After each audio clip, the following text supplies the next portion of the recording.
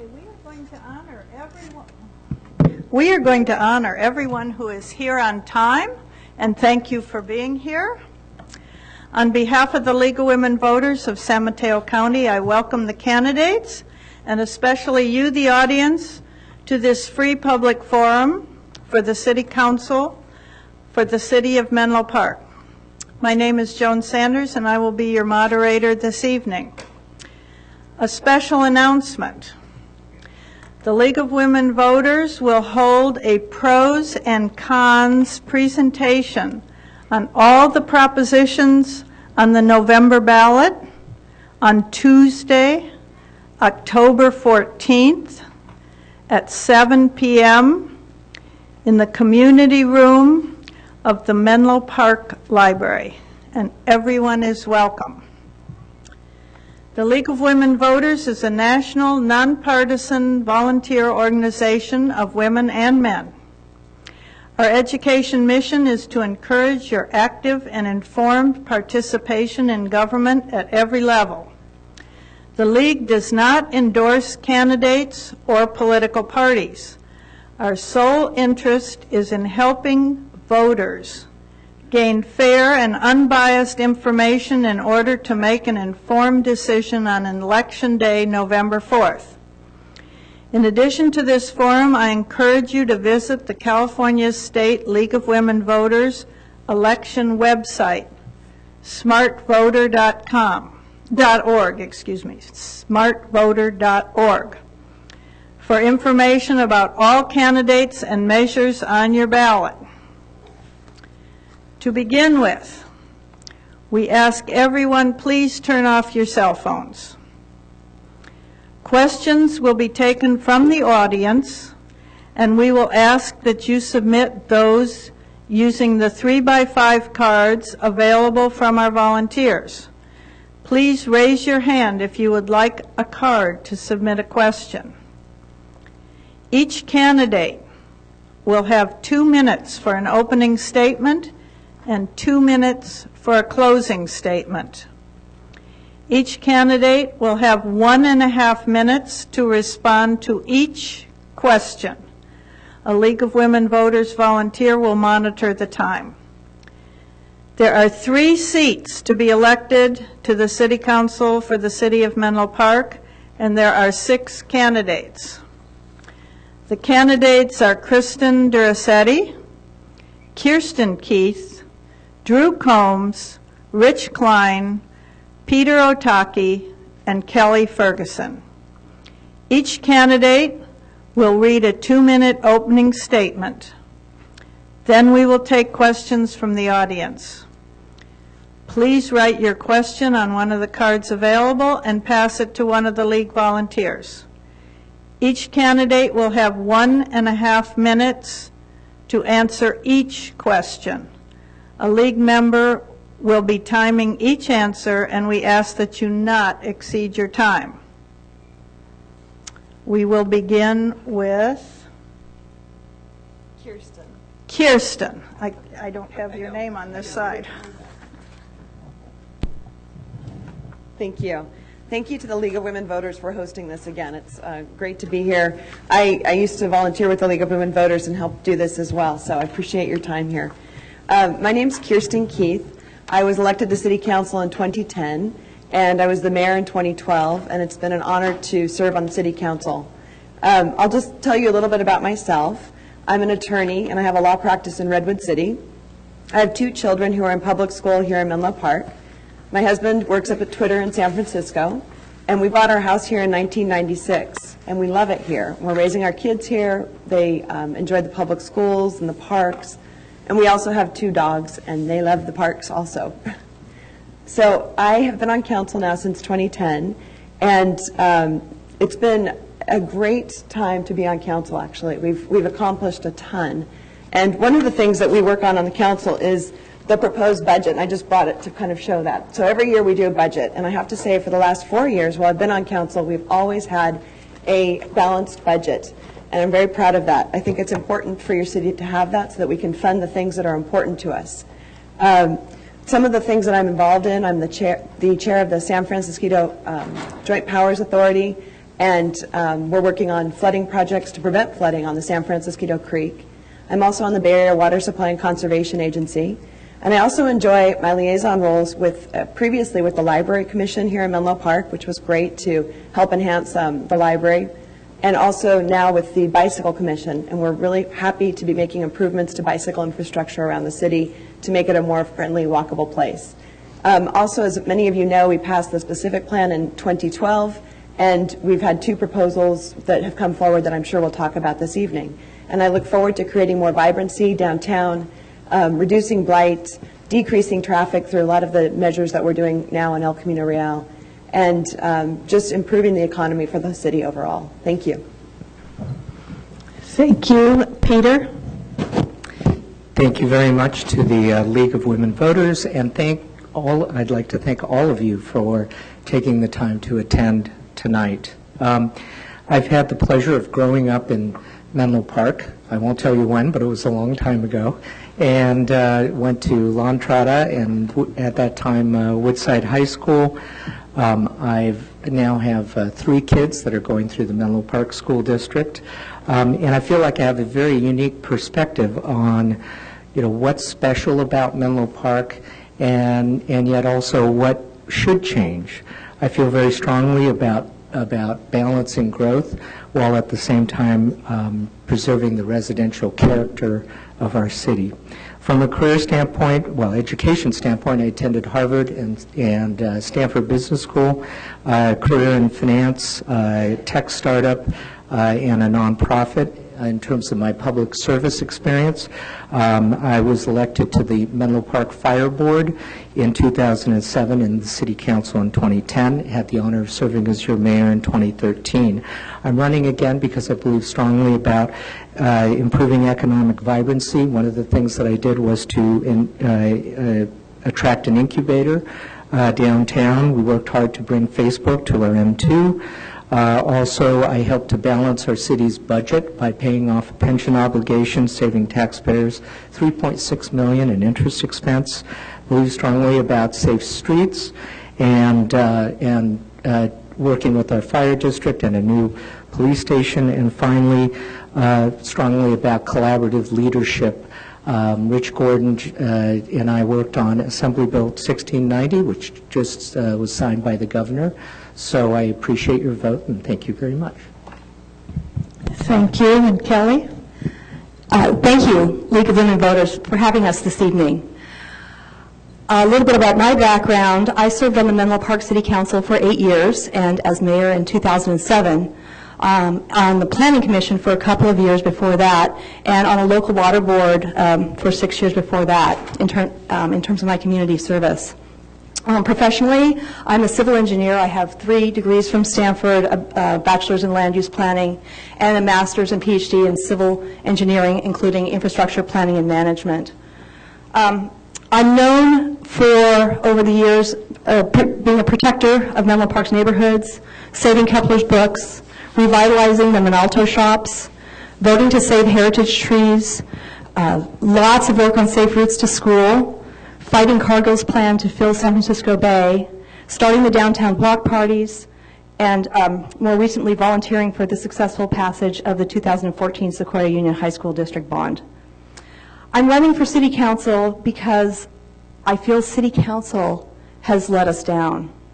Instead of the vibrant, resident-friendly downtown our community envisioned in the visioning process in 2008 and 2009, the incumbent council members are poised to turn El Camino into an office park.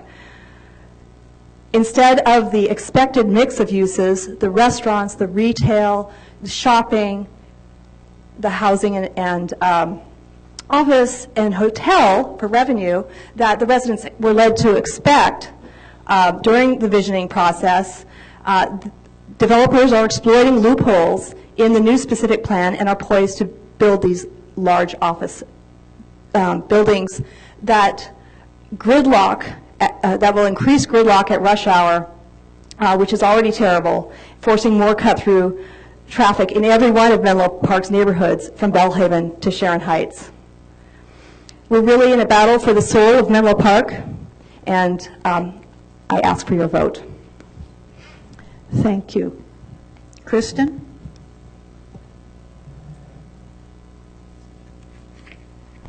Sorry, I'm new at this.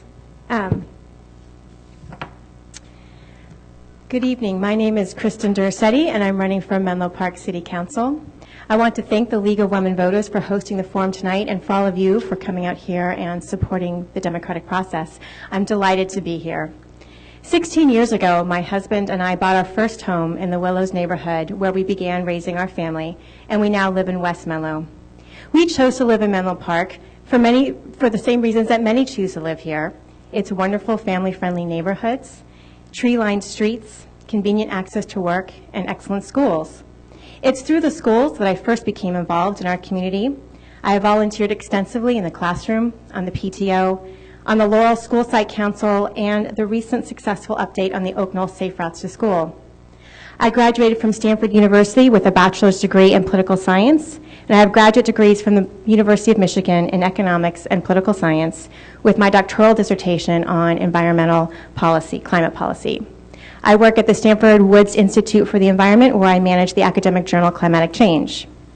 As an environmental quality commissioner for 6 years, including 1 year as chair, some of the things I've worked on have been to implement regional flood control measures that preserve the natural beauty of San Francisco Creek and its ecosystem, to eliminate the use of pesticides on city property, especially in parks where children play, to protect the viability of our aquifer as an important water resource of last resort that should not be used by the Sharon Heights Golf and Country Club to irrigate their lawns, and to resolve heritage tree conflicts in a manner that is sensitive to the interests of the property owners and protects our valuable urban canopy. I'm running for City Council because I bring qualifications and a perspective that I think our council needs. I have a record of positive, collaborative leadership that leads to fair and balanced outcomes. I will bring a vision for long-term planning that will set Menlo Park on the path towards a sustainable future. I will bring my practice of digging into the details in order to understand the fundamentals of the issues facing Menlo Park. I will work hard to serve our community and would be honored to have your vote. Thank you. Thank you, Kristen. Drew? Thanks. Hello, my name is Drew Combs. I'm a member of the Menlo Park Planning Commission and obviously a candidate for City Council. I'd like to thank the League of Women Voters for putting together this event, and also like to thank you guys for being here tonight.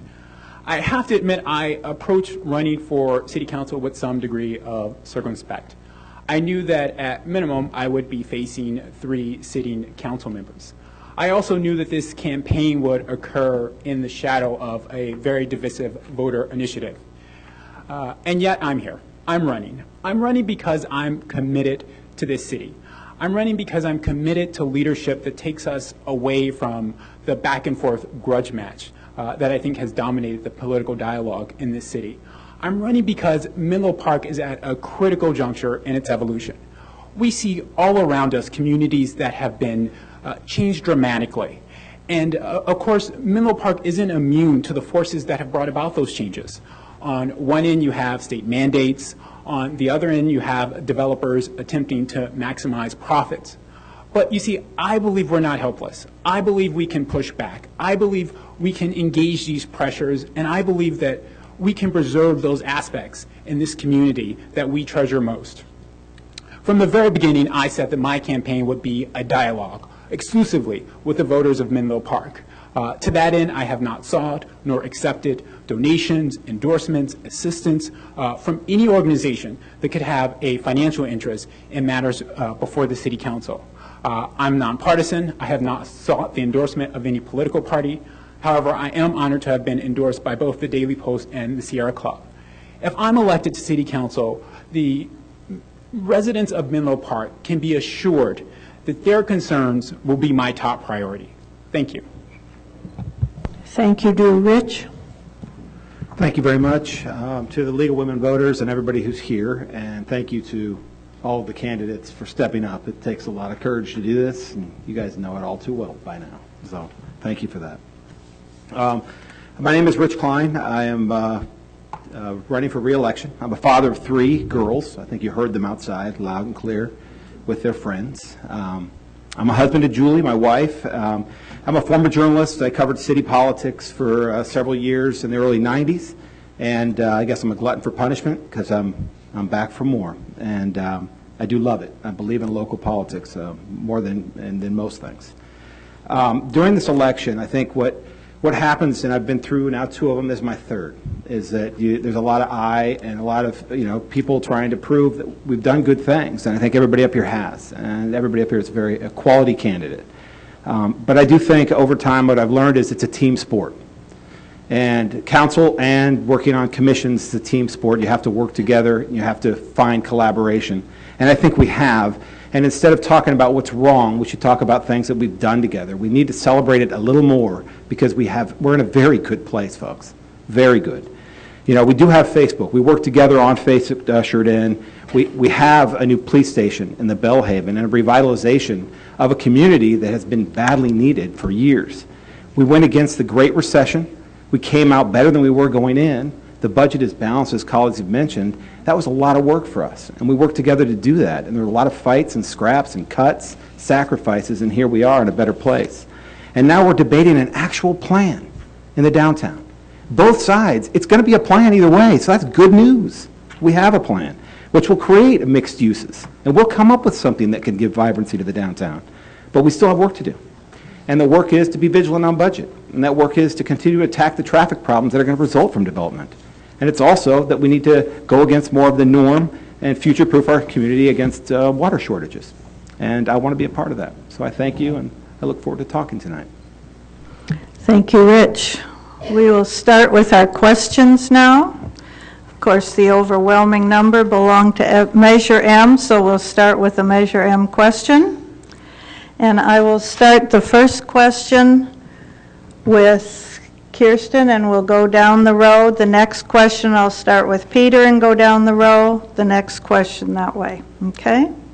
And each council person candidate will have 1.5 minutes to answer the same question. The first question, how would Measure M help or hurt our downtown Santa Cruz merchants? All right, thank you for that question. Measure M, we'll be talking about that a lot tonight, I'm sure. Part of what we did with the specific plan over 6 years of over 90 meetings with the community was trying to figure out how can we create vibrancy downtown? How can we help our shops downtown? How can we get more foot traffic for our shops? When you look downtown, you all know it rolls up pretty early compared to other communities. And it does roll up because we don't have enough density here to keep the stores open in the evenings and to keep new businesses coming to town. So what we did with the specific plan was made sure that we had a mix of housing and offices, so that you have housing where you would have people in the evening and the weekends, and you'd have offices where people would be here during the day to utilize the services of the businesses that we currently have.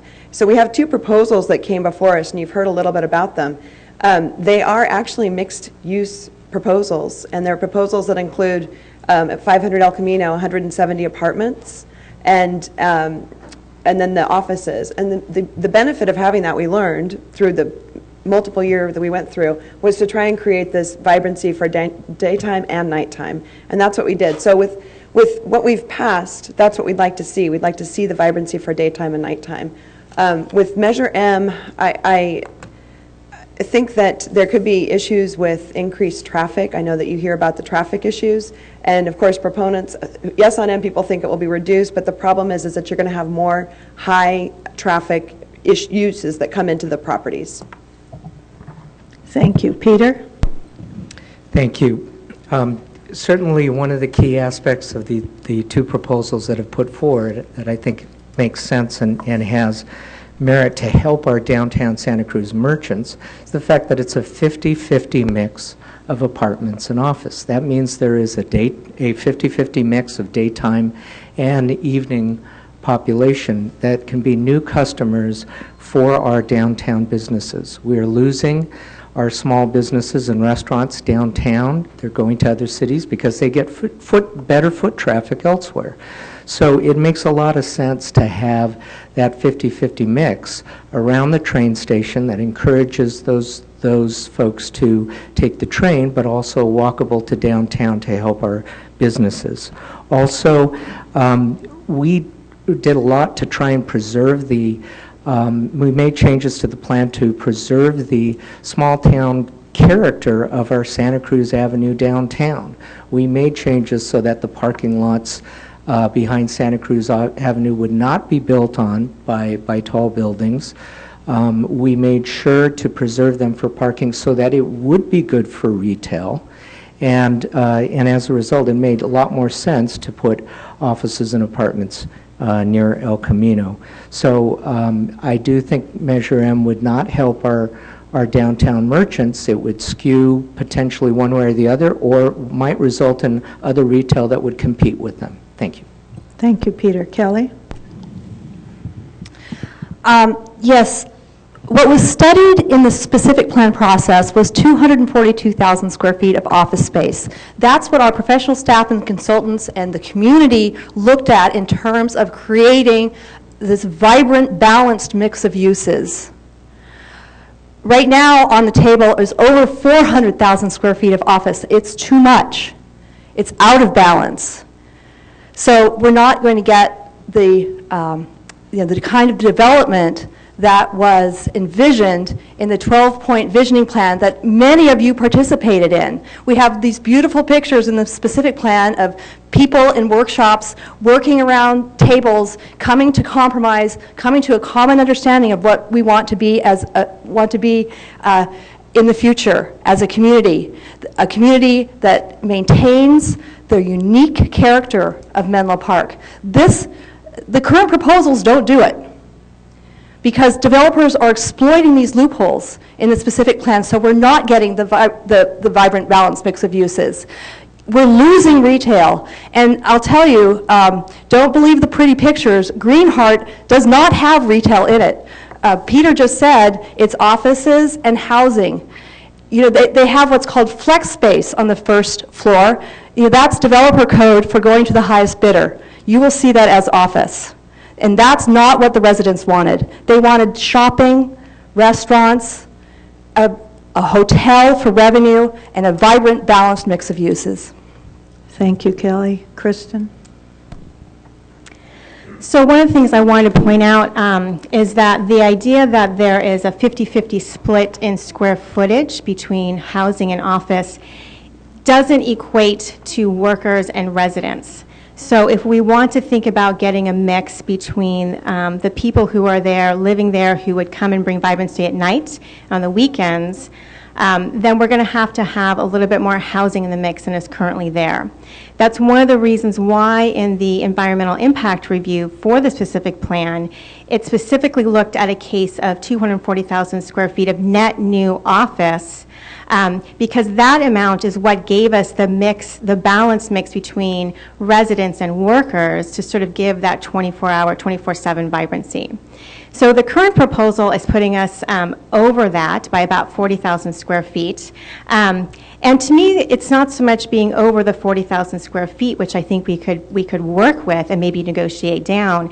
To me, the question is, how much more office space do we need in order to generate further redevelopment, and how do the small owners feel along Santa Cruz Avenue? That was one of the first questions I asked, about whether there was enough office available to sort of make it profitable to redevelop in other areas and other parcels if the office was sort of being absorbed by these two projects. So I don't think Measure M actually addresses that question, but I think it's a very important one to consider moving forward when we think about after the election the next steps to take. Thank you. Drew? Thank you. I think this is obviously an important question. I think it brings up the issue of, well, what happened to Santa Cruz in the specific plan? I mean, there are no plans currently to redevelop any of the properties on Santa Cruz, and this was supposed to be a critical part of the specific plan, but it's been lost. And I think that it's key that we make a note there.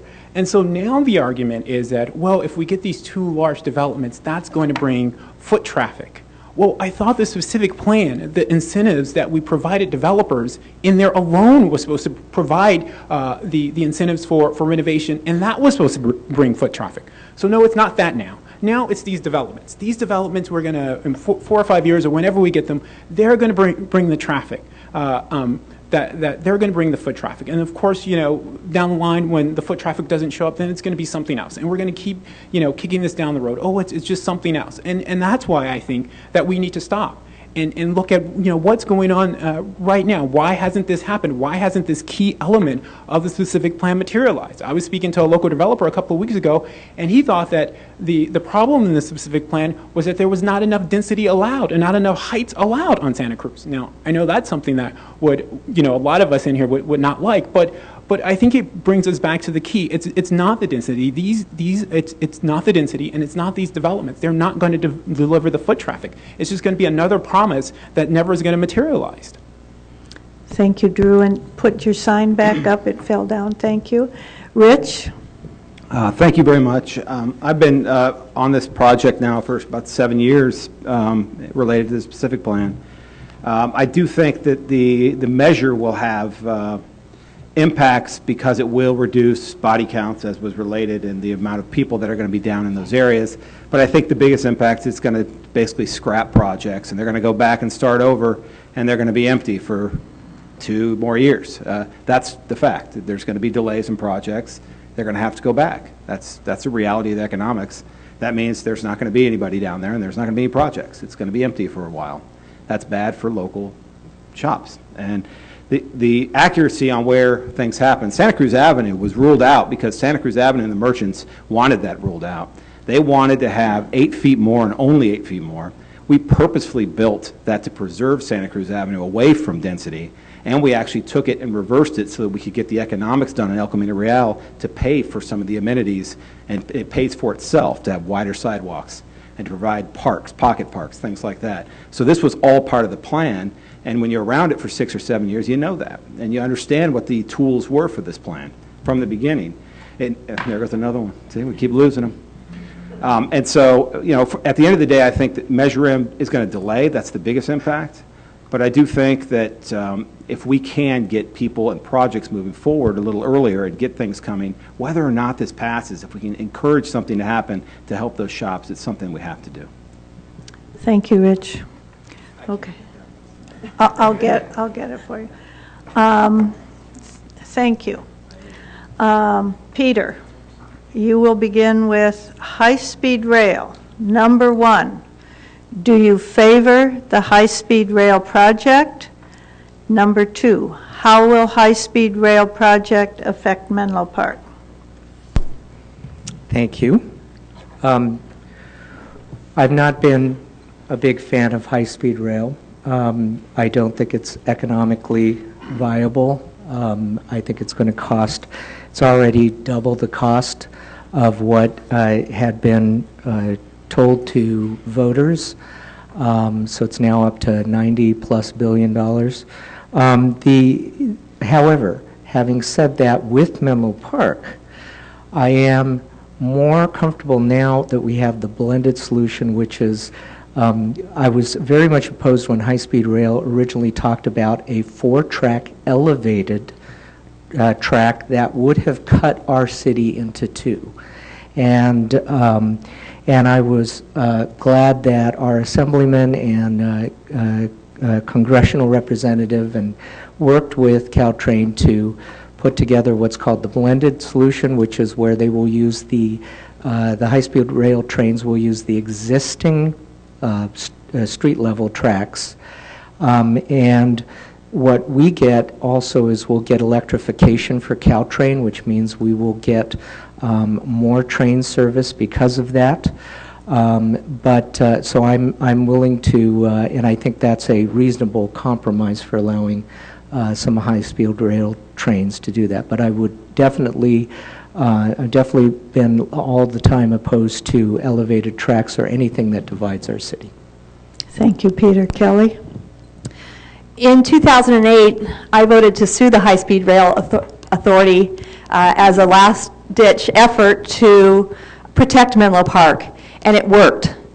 We won that lawsuit ultimately, and very much a part of that was this compromise of the blended system.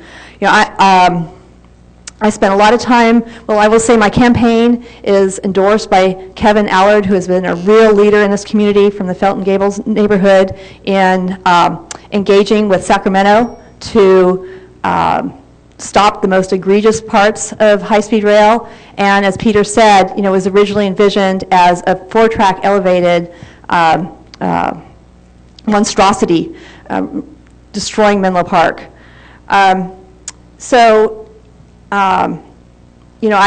I spent a lot of time going to Sacramento and talking to legislators and going to the high-speed rail meetings and protesting their approach. And, ultimately, it worked, but there's more to do. One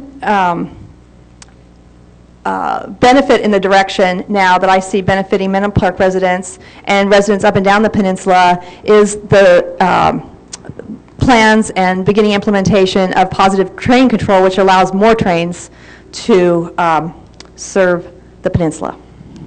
Thank you, Kelly. Kristen? Yes, I think that I would venture to guess that we're pretty much in agreement that the 4-track separation, especially Menlo Park, because that corridor cuts right through the middle of our city. Some other communities don't have it be quite so divisive, was not an optimal solution. Certainly the blended one is better. Electrification, I think, is really important moving forward, especially with the ability to bring in more trains. We know that Caltrain is at capacity, over capacity, especially for people bringing on bikes. So I think we do need to increase the capacity of trains, especially when we sort of are touting the benefits of transit-oriented development. We need to make sure that there's capacity on the trains to accommodate that.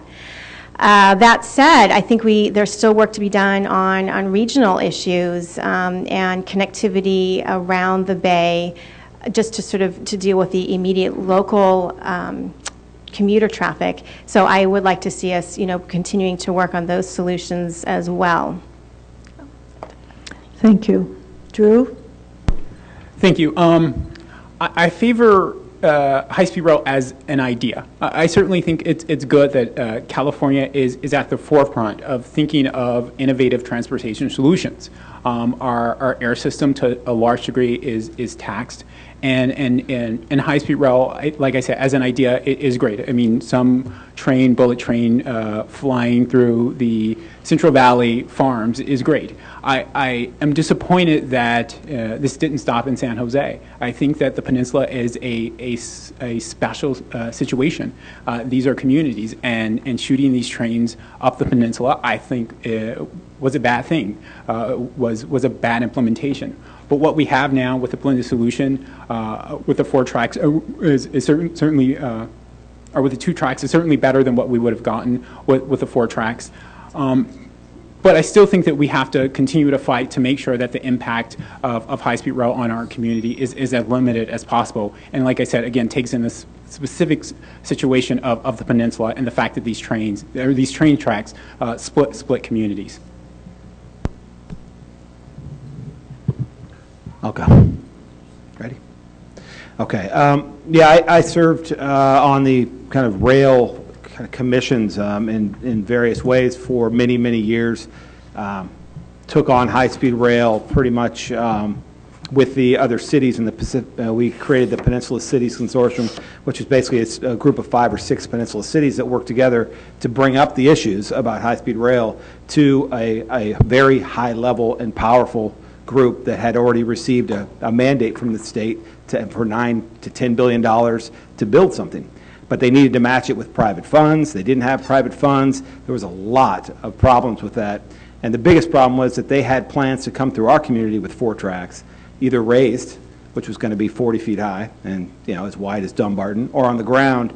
And that was weekly work. That was meetings constantly, riding up to Sacramento for hearings, lobbying local folks to wake up. And it became, in the beginning, very difficult because the pressure was such that one party was behind it, the Democratic Party was behind it for job creation and transit and all the good things, and one party was against it for a lot of reasons in finance and fiscal and the issues there.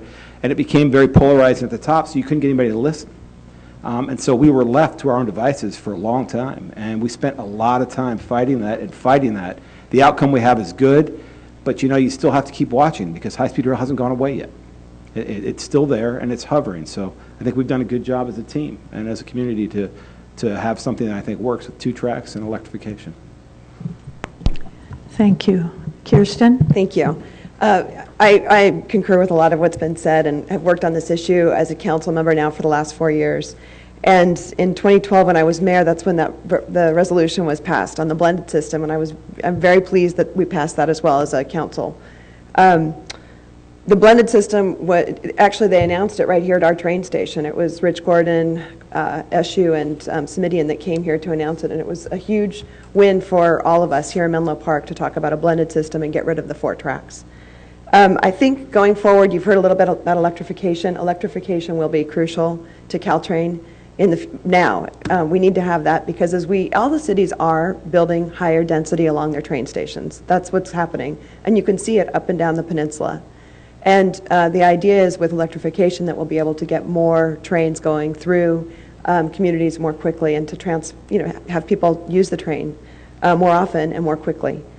The thing that we'll need to continue watching are the trees, the issue about the trees. If you go to the Chamber of Commerce meetings sometimes on transportation, we had some people come and talk about the trees, and that's something that's going to be very important. One thing we asked is, well, how about if you tag the trees that you're talking about doing something to so that people in the community can see that? We need a visual so that we can rally around it to protect them and preserve as many as we possibly can. Also, the Dumbarton rail line is another useful rail line, and unfortunately 90 million went to BART, and it's going to be hard to utilize that, but we can continue using buses. Thank you. Okay, the next question, and we'll start with Kelly. Please clearly state your position on the proposed well for the Sharon Heights golf course. I served for 8 years as Menlo Park's representative on the Bay Area Water Supply and Conservation Agency. And one thing that's clear is that it's important throughout the service region, throughout Bosca's 26 cities, districts, more local water sources are needed. In Menlo Park, we have an emergency well now on the I'm not sure if it's drilled yet, but on the Corp site over here off of Laurel Street, and I think that is a step in the right direction. It's so important for us to be conserving every drop of water. Menlo Park, still has a ways to go in terms of smart irrigation systems in its parks that water just enough to keep things looking nice, but not overwatering. I'm still seeing overwatering on the pavement out here over the last couple of years.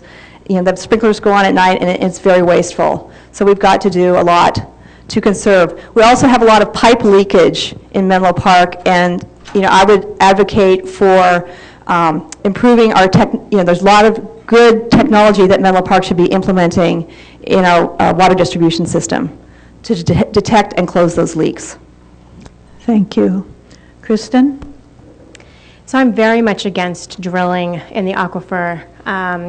On the Environmental Quality Commission, we've actually been looking at this issue for a number of years, and the very first time it came before us, my immediate reaction was that it was way premature to consider supplying water to the country club when we didn't have any clear set of priorities from the city's perspective on how to best manage that water resource. So I understand that the Golf and Country Club was trying to do responsible action in order to ensure their long-term needs, but we as a city need to make sure that we're meeting our needs first. I would say that That's a very clear issue that, to me, it's a non-starter. It's not really clear to me. There's been intense community opposition to this, and I'm not sure why it stays on the table. There's been a lot of staff hours been devoted to this, and again, it's sort of without understanding exactly what the city's needs are first. That said, I do think that we do need to be looking at water management as a city. There's lots of things we can be doing to conserve water that wouldn't necessitate tapping into the aquifer at all. One of the things that was very disturbing for me to think about was that there was an assumption that the flow from the aquifer wouldn't lead to subsidence, which is sinking of the land around it. And I didn't think that that was very well analyzed. Thank you, Kristen. Drew? Thank you. I think this brings up an interesting issue. We hear a lot that, staff here just doesn't have the time. They don't have the time for different things, different matters that need to be dealt with. So either it doesn't get done or it gets farmed out to consultants. We hire lots of consultants. But yet this issue of possibly allowing the country club to drill a well and use groundwater kept on coming back when, as it said before, it should have been a non-starter. We didn't have any groundwater management plan. So why would we, without any organized plan or procedure, just ad hoc allow a country club to access groundwater, which is potable water. This is water that is drinkable, and this is water that we all own. That is a community resource, and yet we're going to allow it to be used by a private country club with a limited membership, not for community use. And so to me, again, something that staff, who knows how many staff hours were spent on this, it's something that kept on coming back, when to me it should have been, like I said, a non-starter from the very beginning. Thank you, Drew. Rich? Thank you. Yeah, we did look at it a few times, and I would say the last proposal that I looked at, I wasn't completely comfortable with it. And I didn't, I had a lot of questions. I don't necessarily feel comfortable tapping into an aquifer. I don't feel comfortable with the impacts that could have. Those things, I don't feel comfortable with a large group of neighbors voicing concerns and feeling like that they have nowhere to go. And I think that's what ended up happening throughout this process. The silver lining, I think, when you look at it from what actually took place, is that there was a discussion of perhaps a public-private partnership to figure out a way to bring gray water and to look at the infrastructure that we could do to pipe gray water in and see if we can find a way to do that to feed Slack, which is our largest water user, and the golf course and others, to take the pressure off of our need to tap into the aquifer or anything else that's, as to this point, is drinkable, usable water for people. And so that was the discussion that I felt like was kind of interesting, and that was a good turn of events for me. So we sent them back to get more answers about that, because that is what we have to do. And we need to have a long-term infrastructure plan for water and for gray water. I think that's one way to reduce the pressure. So there was a silver lining, but I'm not completely comfortable at this time with aquifer tapping. Thank you, Rich. Kirsten? Thank you. I'm not comfortable with this right now either. I think the whole point is to have a discussion. And as a community, what we have to do is we know we need a 20% reduction off Hetch Hetchy water by 2020. That's got to happen, and we have to figure out how to do it. Slack, as Rich just mentioned, is the biggest user of water in the area. Sharon Heights Golf and Country Club is a large user. They purchase our Hetch Hetchy water, our pristine Hetch Hetchy water now. So all businesses, we sell water to them. We don't give water away to anybody. We sell it. And it's expensive, and it will probably continue to go up as this drought continues. So there's no proposed well right now. There's proposed discussions, and there's just discussions to figure out what can we do. And I think it's okay to have discussions. I think it's appropriate to have discussions to learn about it, because if you just shut down conversation, then you don't get anywhere. So I'm glad that we're having discussions. I'm really glad that the West Bay Sanitary District is also in discussion with Sharon Heights Golf and Country Club in looking at ways that the city might not even be involved in this now. It just may be the West Bay Sanitary District. And I see Fran nodding her head. And that's how this may go. And so because we are pursuing discussions and conversations, we can get to solutions that way. So I'm happy to say that, I'll look forward to the next update I hear from West Bay Sanitary on the golf course on how they're looking at using water, and they may have a place to store that water up where PG&E had their station when they were working on changes with pipes up there. So it'll be very interesting, and if it works, we can potentially have water for other parks and other places as well. Thank you. Peter? Great, thank you. This is an example of there are often no simple solutions. You know, as much as we don't want to have to drill a well into the aquifer, just keep in mind that the problem is right now is not only the golf course but also Slack are both two large irrigation customers that are using potable drinking water from Hetch Hetchy. We have to get these large irrigation users off of the Hetch Hetchy system. And so I was delighted too when we had that last council meeting and discussion at which the West Bay Sanitary District stepped forward to say that they might be able to put a plant that can recycle water coming down from Portola Valley, Ladera, and basically clean up and reuse that water that can be then diverted to the golf course in Slack. I think that's a great win-win solution for everybody and allows us not to have to tap into the aquifer. Thank you, Peter. We'll start with this question with Kristen. Most cities in California have art commissions. How do you feel about reactivity by appointing interested citizens?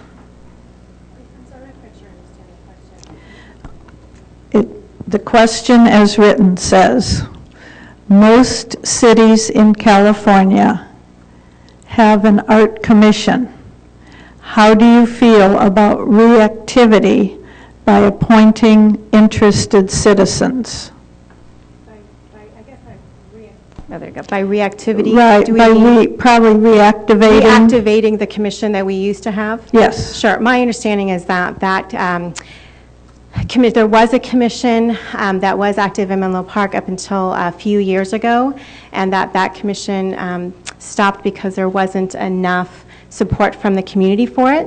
However, I think we've seen recent changes in other commissions, specifically the Library Commission, where we were very low in commissioners for a while, and I think we made a concerted effort to have new commissioners and reach out to them, and now we have a full commission, and I think they do really important work.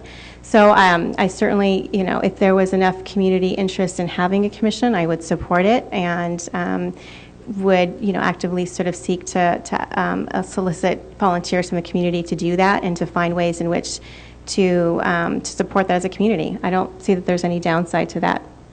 Thank you. Drew? Yeah, I wouldn't be initially opposed to the idea of reactivating the Art Commission. Like Kristen, I know that in recent months the Library Commission has had issues staffing up fully or having a full allotment of commissioners. So I'd be concerned that there was definitely support for that. And I'd be interested in, if we're starting an Art Commission, sort of pairing that with something else. Like, are we going to introduce some sort of art component for new development? I know some communities have that, like a 1% of you know, 1% of the cost of developments being provided for art. And so if we were going to pair the Art Commission with a very specific sort of task or new mandate, I think I would probably be more interested in it, again, on that lines, and also based on the fact that if it's clear that there is some community support for that. Thank you. Rich? Yeah, I would support an Arts Commission if there were enough volunteers to staff it, to sit on the commission. The idea right now, I think, is the Parks and Rec Commission kind of oversees it, and arts has fallen underneath that commission, so that there's still a discussion and it's still a part of the process, but it isn't a Arts Commission as a standalone because we didn't have the counts. I know there was in the past an Arts Commission that was led by some folks, Nancy Chillig, and some folks who did a lot of really interesting work with it, and you know, they had difficulties with the funding, difficulties with finding ways to get art through, and they walked as a commission because of that. So they didn't feel supported. I don't know if that climate still exists. I don't think it does, actually. I think there's a lot of support here for it. But it does need to have the proper infrastructure and the people willing to do it. But I'd be all in if we did.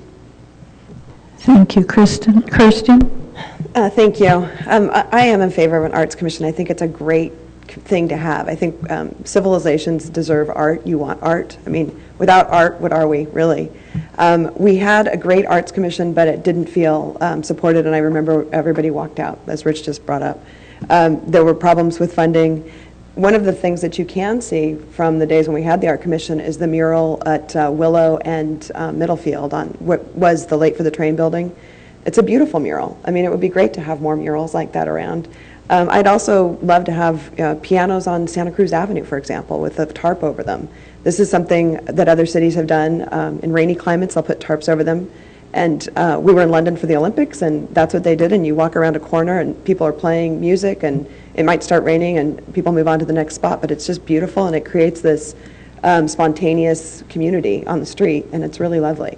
So I think doing things like that, and that doesn't have to be expensive. That could be donated pianos if anybody has one. You can put it on Santa Cruz. But I would like to see more art. I'd love to see more art in the park. Art's always controversial. Think of on Willow Road the rock sofa. Here's some, yeah. So that's a controversial piece of art. Art is controversial, but the nice thing about it is that it creates dialogue, and that's the beauty of it. It gets people talking and stimulating the brain, and that's fun. Thank you, Peter. Yeah, and I certainly concur that it makes sense for us to revive the Arts Commission. I know recently we did talk with the Parks and Rec Commission, would like to see their subcommittee that I think formed around arts, in effect an arts subcommittee. Would like to see what they've come up with and perhaps encourage that. One interesting idea that recently was suggested to me was to recreate the Menlo Park gate that used to be on El Camino and was how our city got its name back 150 plus years ago. That gate survived until the 1930s and then was knocked over in a car accident.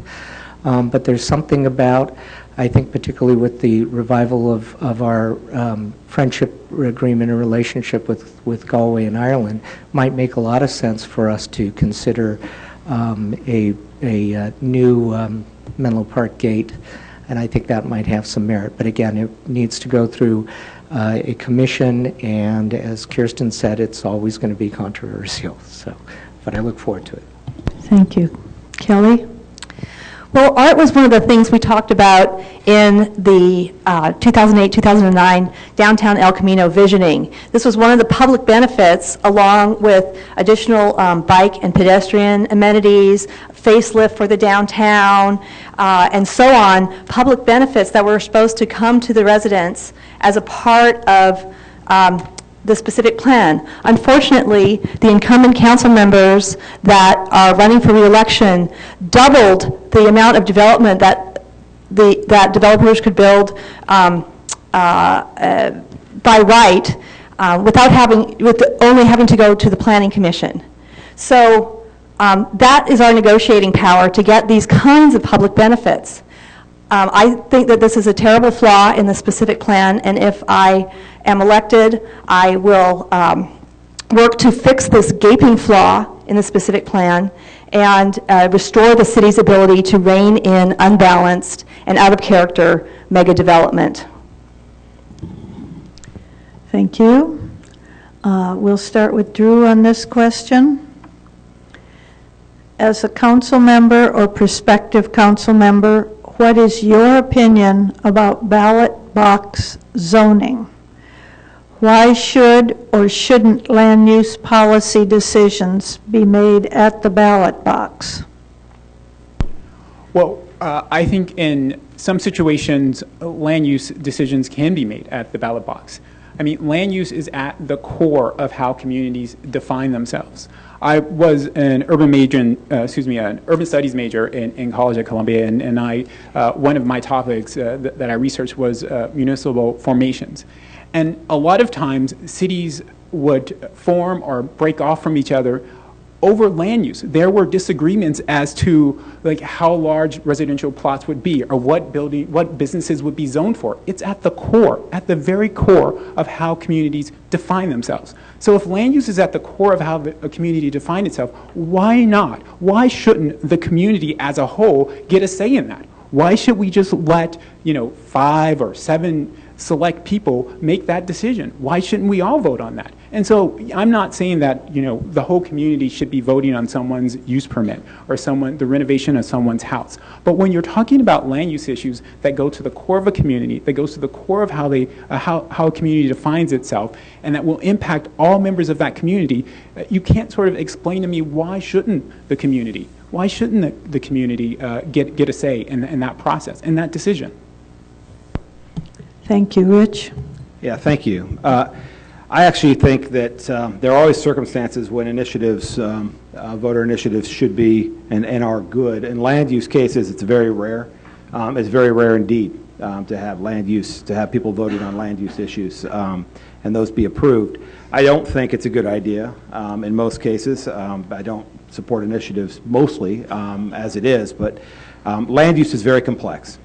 And land use usually requires there to be a couple different parties that are involved. There's usually a developer who has some financing, and there's usually residents who are impacted. And that's how it is, all up and down different states and various places. What that does is pit two different forces against each other, and there has to be negotiation and collaboration between it. When you take that and then you start using the vehicle of voter and ballot boxes to fix those problems, instead of having council meetings and planning commission meetings and public hearings and studies and research and the things that are available to make those decisions, then what you end up doing is codifying a system that allows either a developer to come out and fund an entire election and put ads in every box to try to win that, or you disallow a small business to make changes because they can't afford to have an election. And so they might as well leave because it costs too much money for them to put something on the ballot for a land use that they have to go through. In this case, on M, that's exactly what happens. It puts the power into different people's hands and takes it out of other people who can't afford to go to the election.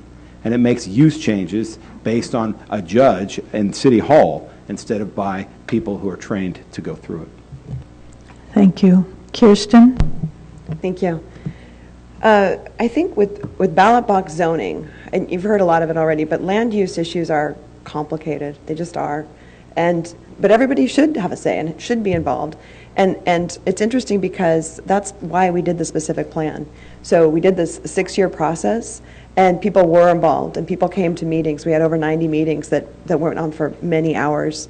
And they were productive meetings, and we heard from so many residents from all over the community, from all the neighborhoods. And I think that's a great way to do it. And I want to say now we're doing our general plan update. And the general plan update also has a steering committee with people from all over the community and council members and planning commissioners and other commissioners. And that's a great way to get input, get feedback, have people come to meetings, give discussion, and formulate some proposal. And so that's what we did with the specific plan. Ballot box zoning, again, I just think it's a very complicated issue. And you can see it even with Measure M now. There are so many twists and turns. And if you modify housing or office space and you put in more retail or medical, your traffic counts change tremendously. So things are thought through when we have a transparent, open process where we can all come together and talk about it. And I think that's important. The specific plan also could be changed, and we can look at it. And when we met last, I can't remember if it was last Tuesday, but we looked at it and we're going to have an EIR on traffic issues for the Stanford project. So we'll be looking, it turned out the traffic counts were higher than we anticipated, and that's great. We know it, and we're going to work on it. Thank you. Peter? So I also wanted to concur. The difficulties about ballot box zoning is, there's no question, I think you're all finding out about this, that zoning is very complicated, and you push or change one thing and it has a ripple effect. which can be intended or unintended consequences. So, as Kirsten was mentioning, Measure M talks about reducing the office space and putting by half and putting caps on that. Well, that means it doesn't change the overall amount of size or height or space of development. So that means the alternate uses will just come in, and obviously there are different opinions about what those alternate uses will do in terms of, for example, traffic. There a really great example is through the independent consultant that analyzed the Measure M and looked at a lot of the different issues and ramifications. And what's important to keep in mind is the specific plan went through Planning Commission meetings and is vetted through a process in order to address those. Secondly, ballot box zoning also penalizes small parcels because it's now only the big parcels that can afford to do a referendum. Third point is, if you feel confused now, how about being confused every 2 years? Finally, it discourages investment to other cities. Thank you. Thank you, Peter. Kelly? You know, I don't think it's that complicated. I think voters are smart.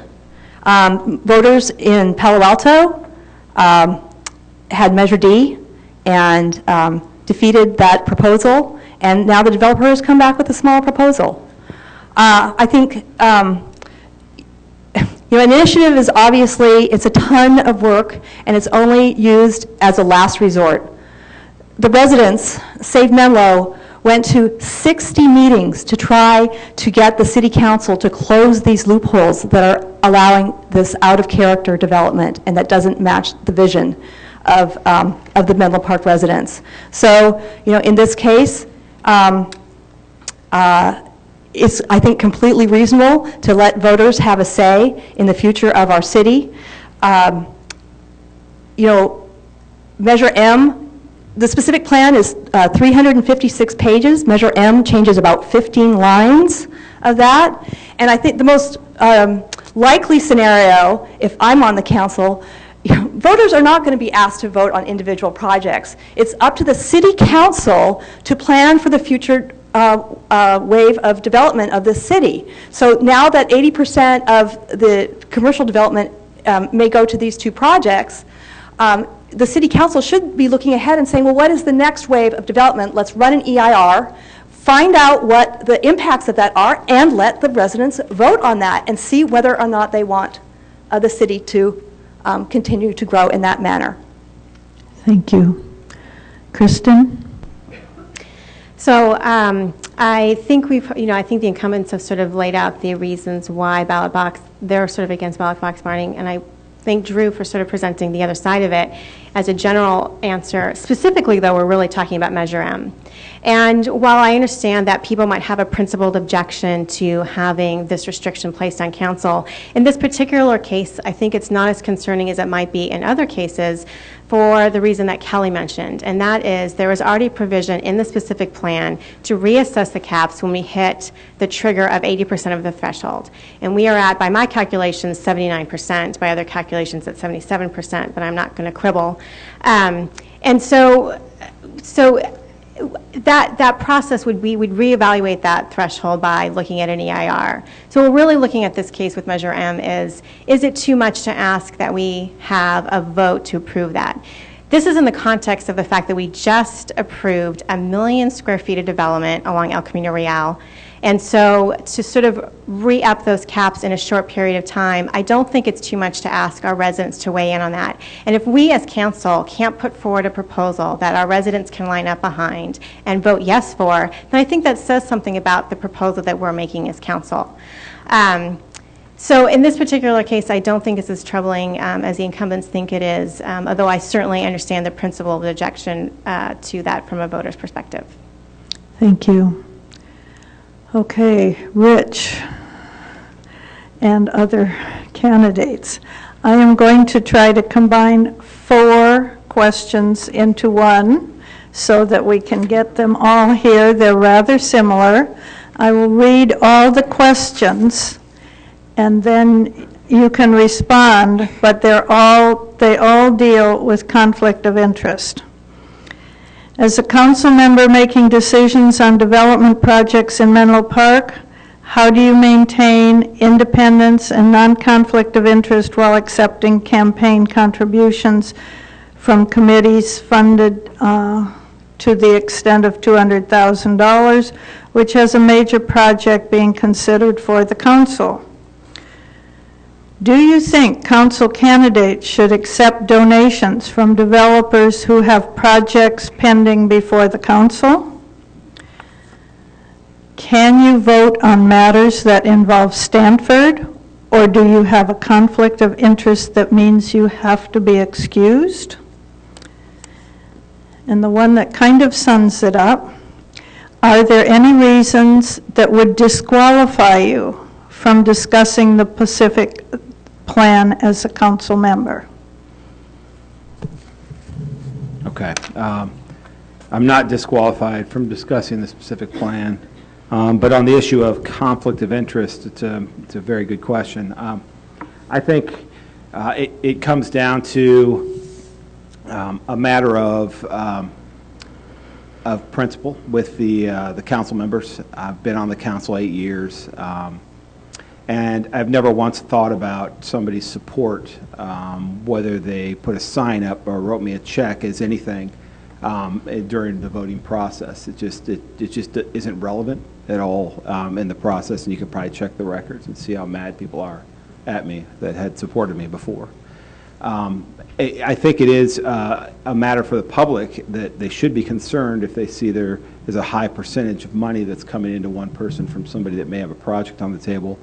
But I think there needs to be some kind of set parameters on what that means. In some cases, it may be somebody is dropping a flyer or somebody's writing a big check. And I think that's up to the community to figure out which one of those they think may be a conflict for the council members.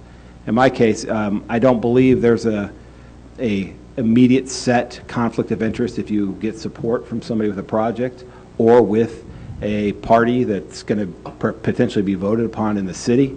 I think you can hold a line of integrity in that, but I do think that the community has the right and very well should hold the stick to people for that conflict of interest. Thank you. Kirsten? Thank you. I don't have any, I can talk about the specific plan, I can talk about Stanford, I can vote on Stanford and the specific plan. I don't have any conflicts on that. As far as the question about contributions, I think I agree. I mean, you should absolutely. Everybody got to see who contributed to all of our campaigns. We have campaign finance reforms that are online. Anybody can go and look at those, and it's important to look at. I mean, you want to see who's giving money to who. I think for myself, I am no on M, and came out, we all at a council meeting voted to put this on the ballot because we didn't think it was a good policy for Menlo Park. It's just not a good way to do your land use planning. And we have so many reasons why. So it's on the ballot. I'm running against it. And I think when you look at campaign finance disclosures, if somebody wants to drop my flyer, they can drop my flyer. I'm not receiving any money from them. I think that, as Rich mentioned, there's flyer dropping and I think some slate mailings, and that's it. And those are in the campaign finance disclosures, but they're not direct contributions to me. Thank you. Peter? I have no conflict related to Stanford. I've not received nor will I accept any contribution from Stanford. Not disqualified. I would also say that with respect to contributions from developers, $500 is not going to change my vote. My vote is always going to be about analyzing, understanding both positions and sides, and trying to make the best decision that I can on behalf of the residents of Menlo Park. And, sorry, $500 isn't going to do that, so don't worry. So no worries, thanks. Thank you, Peter. Kelly? Well, my financial contributors are the residents of Menlo Park, and I get most of my contributions in small contributions from every neighborhood throughout the city.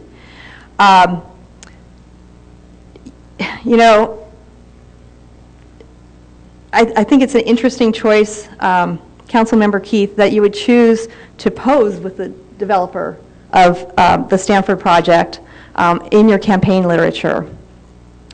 For all the loopholes that I have discussed this evening that I think need to be closed, these are loopholes in the overall general plan, loopholes that I talked about when I was tried to persuade the council about when I was up here on the dais previously. So I have no conflict of interest when it comes to the closing these loopholes that will give the city back its negotiating leverage with these large developers so that the public can get the amenities that they were promised in the visioning process. The things like public art, improvements to Santa Cruz Avenue, bicycle and pedestrian amenities. The incumbent council members gave away all these development rights and then now are trying to negotiate nibble at the edges to try to get something. This is not the way you work with developers. Stanford is tough to negotiate with. You've got to come in there with a strong position and negotiate. Thank you, Kelly. Kristen?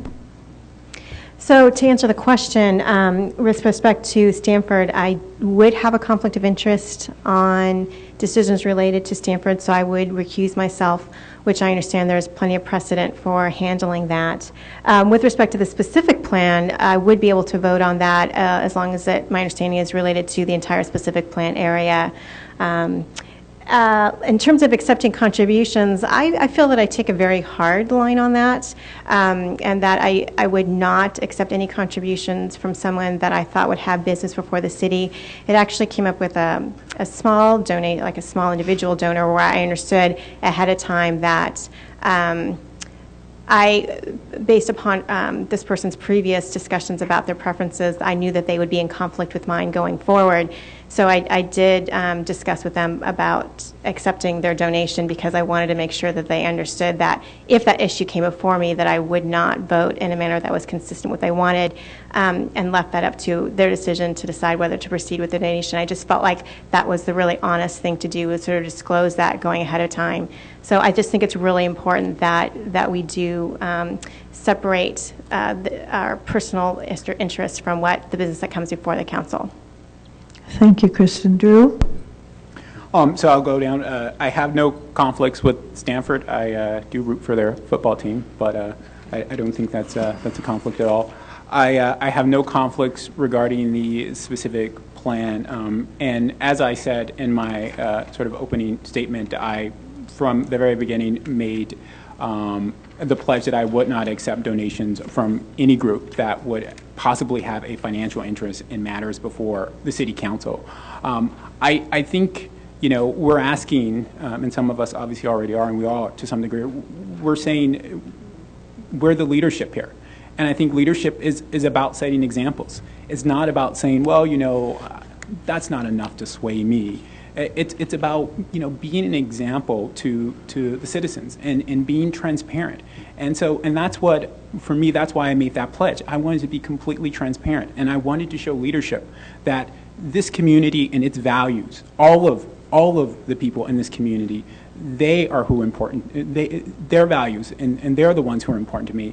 And I think when you allow yourself to be, when you allow certain special interests to give you large or even small sums of money, I think it shows the optics. It shows that maybe you might be.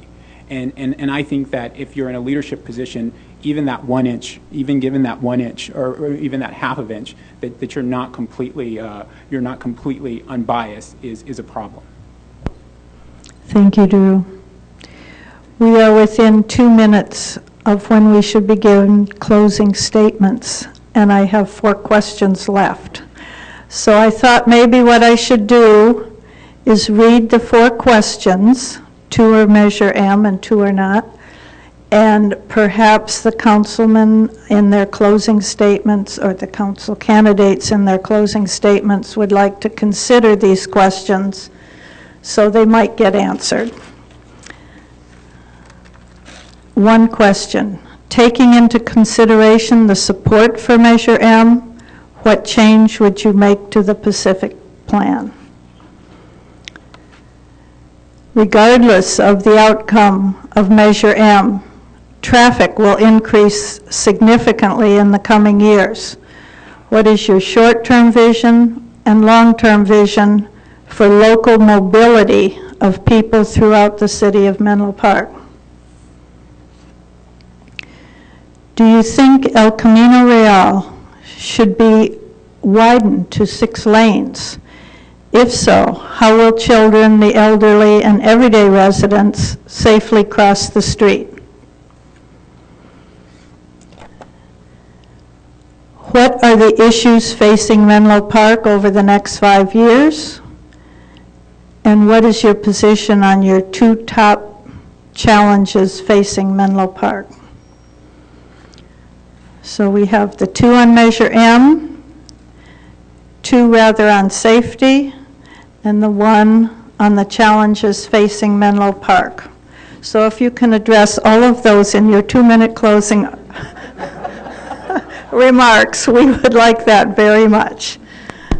Kirsten. Wow, thank you. Such a challenge. I know, isn't it? All the Ks. That's a tall order. 2 minutes. I do want to start with saying thank you to all of you who are here tonight. I really appreciate you taking the time to come out here and be with us tonight and to get educated and hear what we have to say. And I'll stay around afterwards. If you have questions for me, I'm happy to answer them. I am seeking another 4-year term. I would love your vote. I would appreciate your vote. I've been on for 4 years. We've had a great balanced budget. I think we should celebrate the things that we do well here. We have a new substation. We have crime that is down. We've hired a new police chief. We hired a new city manager during my term here. I wanted to let you know also that I do have 20 years of community service, serving on so many boards, but from battered women's service agencies to the Commission on the Status of Women in the county.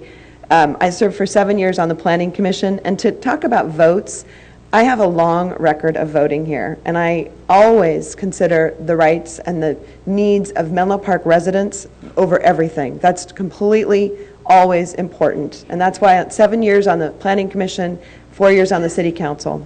We may not always agree on everything, but I do listen to you, and I take in the information that I hear and try and make the best decisions I can. As far as the proposals that are coming forward now, we have gotten a lot of public benefits, and I do want to highlight the fact that we do have a bike pedestrian undercrossing that is planned for Middle Avenue, and we would love to have design charrettes. We were going to get into design charrettes with the community when Measure M came forward, so we weren't able to do that. But I look forward to doing that. Obviously, we brought Facebook here in 2012. I have a record of positive collaborative work with people. That's why I'm supported by my entire council and so many mayors, Anna Eshu, Jackie Spear, Jerry Hill, Rich Gordon. I have a lot of support because I work well and collaborate, and I listen and try to make the best decision that I possibly can for you, for the residents of Menlo Park. And I always keep in mind my grandparents who lived here in the 50s and my children who are growing up here now to try and make Menlo Park the best place that it can be. Thank you. Thank you, Kirsten. Peter? Okay, I'll start by taking one of the questions, which is related to traffic. And also, what I have definitely recognized as part of the support for Measure M is concerns in this community about traffic. There's no question about that. And that's something that we're working very hard on to try and solve the traffic issues in this city. There are a couple of things. First of all, I lived on Middle Avenue for several years, and I know that the bottleneck right in front of Jeffries at El Camino Ravenswood intersection, where El Camino goes from 3 to 2 lanes, is a real problem in the evening commute. And that's what causes the brake lights, and that's what causes cut-through traffic. So we have to fix that intersection in order, regardless of how you feel about Measure M, we've got to be able to fix that intersection. Secondly, we're also, as part of the general plan update, we are looking at traffic circulation around the city, making sure that we can help address some of the issues that cause traffic congestion. Just in terms of my closing, I wanted to highlight a couple of things. I think it's very important to have a collaborative city council.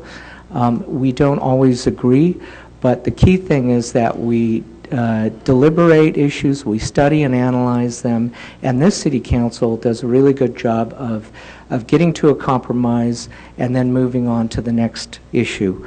And that's important to get the work of our residents done. I have a track record of solving problems ranging from balancing our city's budget, attracting an incubator downtown, and working with our assemblymen to reform the housing element. And finally, I just wanted to leave you with a story that comes from a posting that I saw recently about Menlo Center, that 25 years ago when Menlo Center was first proposed, there were assertions of traffic gridlock and loss of small town character. And now we love that Menlo Center. We have 15 acres of empty lots. Let's make something productive out of it. Thank you. Thank you, Peter. Kelly? Menlo Park voters, you have a choice before you. You can keep the small town character, the unique Menlo Park character that we love, or we can become an office park for commuters that create gridlock at rush hour and cut through traffic on our neighborhood streets. You know, I would say, unfortunately, the council did not compromise in 2012 when the specific plan was passed, because there were loud voices that were urging them at that time to close the loopholes that would allow the kind of development proposals that we are indeed seeing. I am not in favor of widening El Camino. I think we need to, it was 16 years that's Trees from Menlo worked to plant those trees. I'm not in favor of ripping them out. I have a wide range. I have so many endorsements from residents in every neighborhood in Menlo Park. Also downtown business owners, Steve Wesley, the former California State Controller, downtown business owners, and the Sierra Club. You know, the Sierra Club is one of the groups that came to the council also, along with residents, to urge them to close these loopholes and to fix these flaws in the specific plan. And the council didn't listen to the Sierra Club, and that's why none of the council members are endorsed by the Sierra Club, and the challengers are, as well as Yes on M. Yes on M limits the size of massive office complexes. It reduces rush hour traffic and protects our neighborhoods. It provides real, not fake, open space. And it gives voters a say in the development of our town. I support Yes on M. I have faith in the voters that they will choose balanced development, less cut-through traffic, and real open space. And the challengers for council on November 4th. Thank you, Kelly. Kristen? So I'm going to try and answer the questions, and what I will do is I had my closing statements, and I'll put those on my website if anyone wants to see those. In terms of changes to the specific plan, if Measure M doesn't pass, I think it's imperative that we change the definition of public space to be more consistent what was really imagined in the visioning process, and so that private open space does not substitute for public open space. Private open space is great. Developers should include that. It makes their properties attractive, but it doesn't substitute for public space. And then the follow-up to that would be, if that becomes an onerous burden for smaller parcels, then we need to fix that problem. Maybe think about providing it jointly somewhere in the area, but I do think we need to address that. I do think that we should try and keep the office in line with the EIR, and that could be part of further negotiating, as we're seeing with the Stanford project. We need to bring that back down. We need to keep that jobs to housing balance intact. The more office we have, then we will be facing more pressures to provide housing, which the rest of us do bear the burden of that, because we're going to be facing sanctions from the state in terms of lost transit funding. So that does have real consequences for us. In terms of El Camino, the traffic issue, you know, you can't have 800,000 square feet of development and not expect traffic. And the way to address that is to address it directly through a transportation demand management program, which really should be a part of the specific plan and the general plan going forward. In terms of El Camino Real being widened, I'm not for that. We've spent $1 million to design and construct. It was in the budget this year, and we could have instead funded all of the bicycle improvements that have been recommended by the Bicycle Commission for, I think, a decade. So when you think about those trade-offs, I would every day of the week pick those bicycle improvements over widening El Camino Real. The other issues, general plan update is really important. I'm actually kind of disappointed that we haven't seen more participation at those from the members that are up here. Water, I will put a position paper also on my website. In closing, just thank you so much. It would be an honor to have your support, and what a privilege to be here this evening. Thank you. Thank you, Kristen. Drew? Thank you. Well, I will address one, the El Camino widening. I think most studies have shown that, increasing capacity never or very rarely solves traffic problems. Very quickly, people will find out that there's an extra lane there, and they will just go find it, and then you'll be stuck in the same position again. So rarely does, like I say, increasing capacity solve a traffic problem. I think obviously with traffic we have to be more long term. We have to be looking at multimodal solutions. I mean that has to be our priority when it comes to trying to solve the problem of traffic. I did want to say,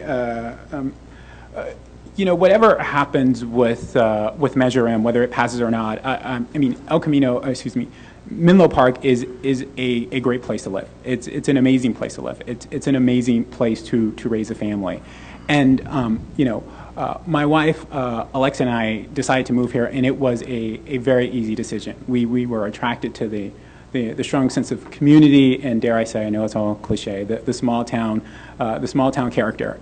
But having spent a great deal of my life in New York or Los Angeles, believe me, it's a small town, and that's a good thing, and we love it, and we know that Menlo Park can't stay like it is forever, or that it needs to change. No one's saying that Menlo Park shouldn't or can't change, but we get to play a role in that change, and we get to play a role in the pace of that change, and we just don't get to be, we're not here just to be dictated to by developers or by state mandates or by Stanford.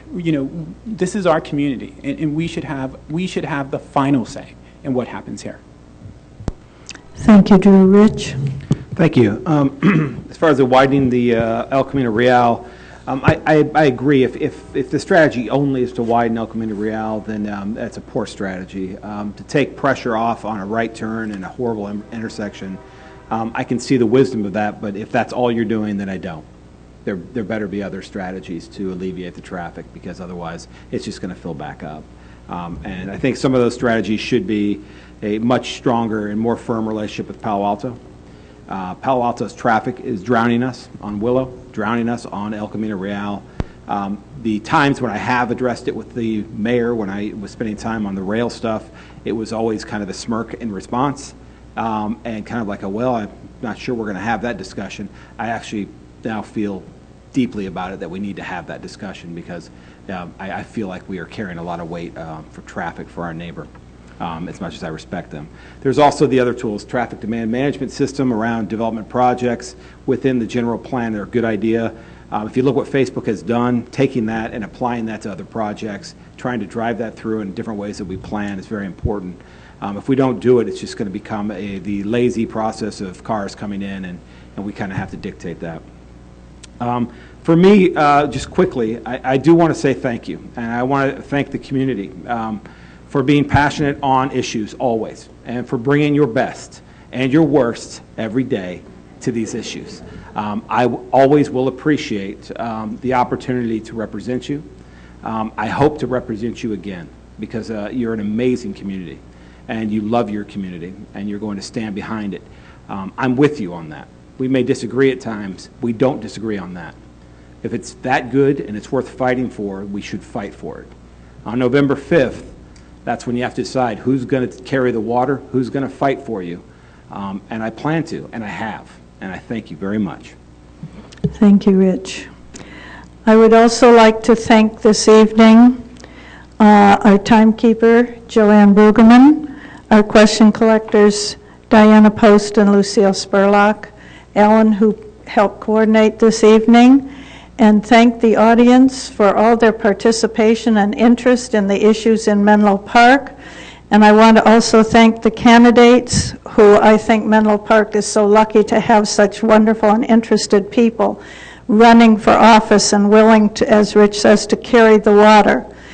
Please don't forget that next Tuesday night in the community room of the Menlo Park Library, the League of Women Voters will be presenting the pros and cons on the ballot issues, and so please come to that as well. And thank you all for coming, and I think we're ending on time. Thank you. Thank you for your moderation skills. Okay.